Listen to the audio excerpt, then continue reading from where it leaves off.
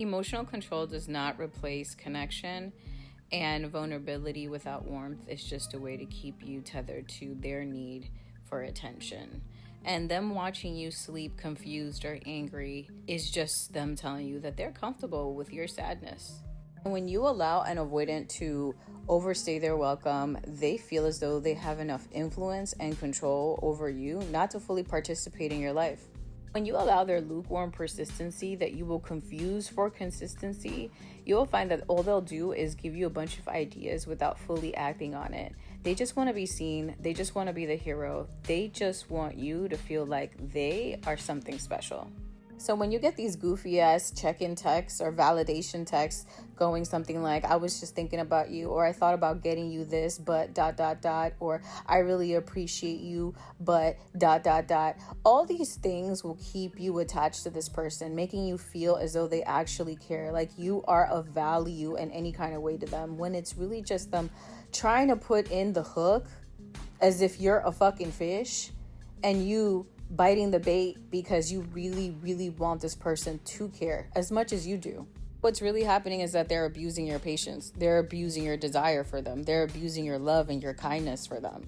Now, while they're texting you this nonsense, they're reaching back in the corners of their mind of the perfect fantasy relationship while you're thinking about the future and how you guys are going to build and you guys are going to move forward and how this is going to grow. They're not thinking about that. They're just trying to make sure that there's always a space for them, just in the case that there isn't that perfect relationship out there.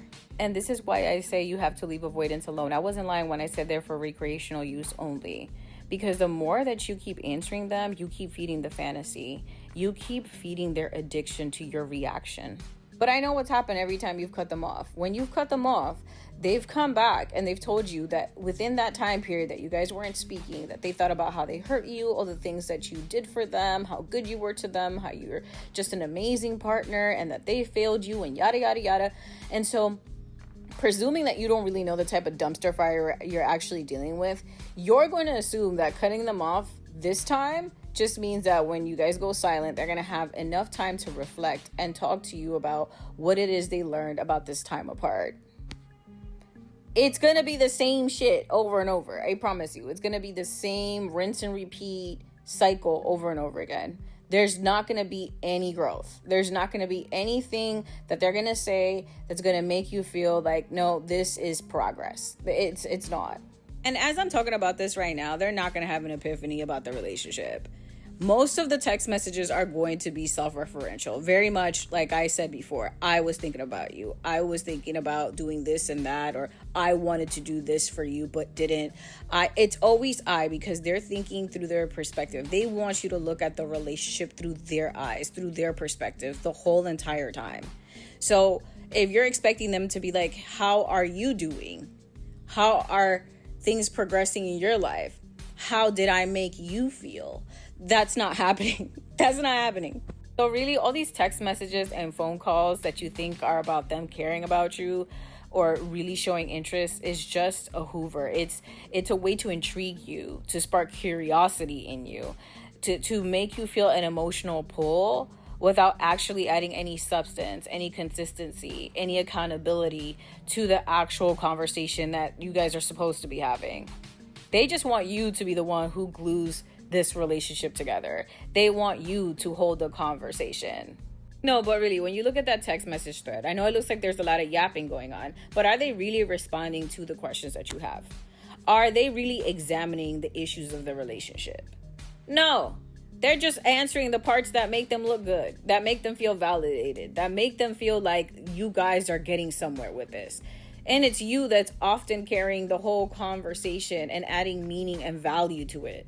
When you really take a step back, right, and you think about that conversation, whether through text or on the phone, they basically just don't give a damn about your boundaries.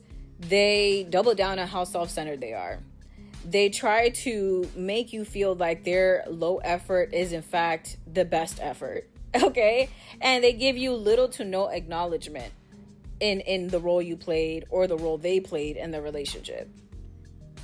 Do you want to keep doing this? At this point, you really need to worry about the emotional impact it's having on you, not on them. Because if you keep thinking about them the way that they want you to, the way they're conditioning you to, you're going to always feel like if you let them go, you're the bitter one. You're the one who's in the wrong.